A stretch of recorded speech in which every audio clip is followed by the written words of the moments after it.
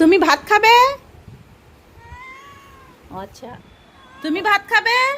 এদিকে তাকাও। তুমি ভাত খাবে? আচ্ছা, তুমি ভাত খাবে? ওই চিঙ্কি, তুমি ভাত খাবে? আচ্ছা, সবাইকে দেবো।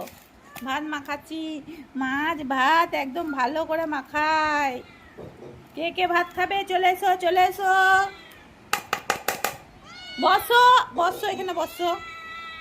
কে খাবে? তুমি? আর কে খাবে? তুমি? সিম্বু?